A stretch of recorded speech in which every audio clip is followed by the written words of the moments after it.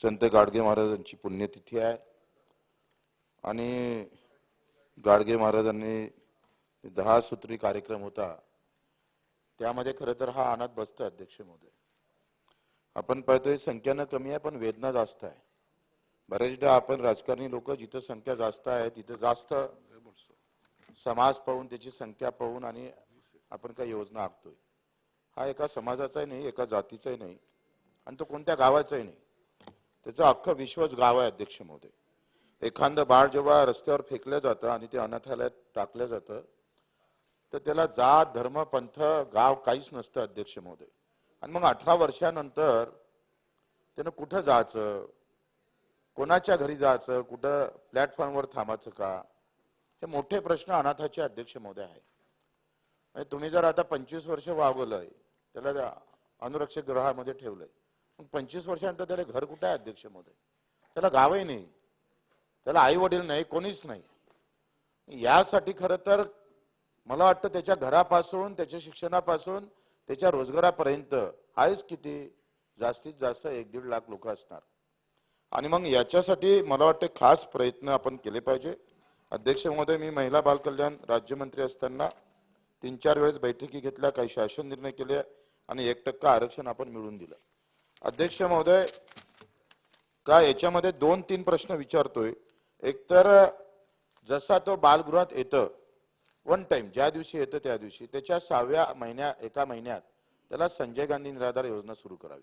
संजय गांधी निराधार योजना 0 ते 18 समोर आहे, म्हणजे त्याला 50 वर्षापर्यंत त्याला भेटतं, तर ती योजना त्याला लागू केली पाहिजे। आणि बाल संगोपन योजना, आणि ही जर योजना तयार केली तर तो बालगृहात राहिल्यामुळे त्याचा खर्च काहीच येणार नाही, हे पैसे त्याच्या खात्यात जमा करायचे।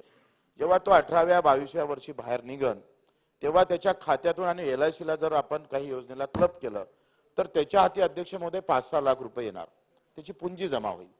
एक चांगली योजना मी तयार केली होती पण त्याची कार्यान्वित झाली नाही, ती आपण तातडीनं कार्यान्वित केलं पाहिजे अध्यक्ष महोदय।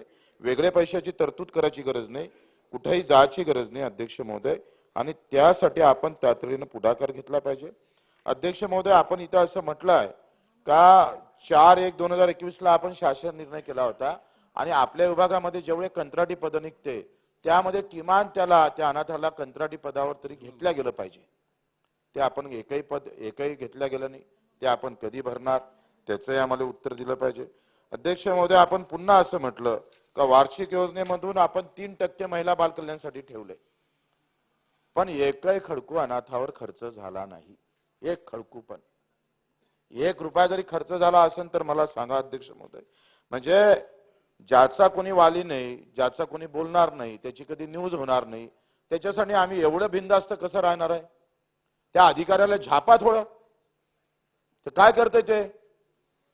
त्यांना अनाथाबद्दल जर अनास्था असेल तर त्यांना पगार बंद करा ना अध्यक्ष महोदय। या अनाथामध्ये अपंग पण आहे, दिव्यांग आहे बिचारे, त्यांचे तर याच्यापेक्षा हाल बेकार आहे। आणि मग या सगळ्या गोष्टीवर एक कायमस्वरूपी आपल्याला योजना आखावं लागेल अध्यक्ष महोदय। सिडको मध्ये म्हाडामध्ये घर द्यायला काय हरकत आहे? आमदाराला घर द्यायची व्यवस्था आहे, अधिकाऱ्याला घर द्यायची व्यवस्था आहे, अनाथाला घर नाही आहे।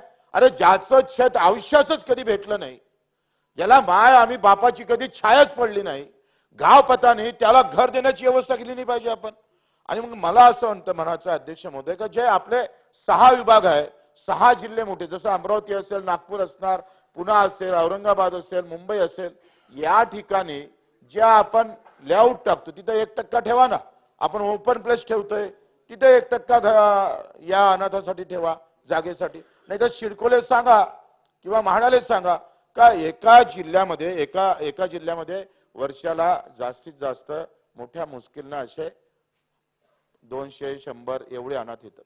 एक घर बिल्डिंग बांधून, मी पालकमंत्री असताना हा प्रयोग केला होता, पण नेमकं आपलं सरकार बदललं आणि मी इथंच राहिलो, तुम्ही तिथंच राहिले अध्यक्ष महोदय। आपण जर यामध्ये DPDC मधून पैसे दिले आणि त्याच्या घरकुलाची व्यवस्था केली, त्याचं राशन कार्ड नाही 70 बाई, त्याच्याजवळ आधार कार्ड नाही, आधार कार्ड करायला गेलो तर म्हणते राशन कार्ड आणा, राशन कार्ड करायला गेलो तर आधार कार्ड आणा, हाच नाही ना त्याच्याजवळ, एक TC असतं फक्त त्या शाळेची। यावर मला वाटते अध्यक्ष महोदय का आपण पहिल्या 15 दिवसात एका महिन्यात ह्या सगळ्या सुविधा शाळेतच द्या. सगळ्या, त्याला आधार कार्ड, राशन कार्ड, त्याचं सगळ्या सुविधा एक शासन निर्णय करून टाका. बालक आपल्या बालगृहात आलं का एका महिन्यात ह्या सगळ्या सुविधा भेटल्या पाहिजे. त्याच्याबाबत एक शासन निर्णय आपण काढला पाहिजे. अध्यक्ष महोदय, शिक्षणामध्ये सुद्धा अध्यक्ष स्पर्धा परीक्षामध्ये त्याला टिकावं म्हणून आपण बार्टी असेल, सारथी असेल, अमृत संस्था असेल, याच्यात 1% आरक्षण ठेवा. एवढे प्रश्न आहे अध्यक्ष महोदय.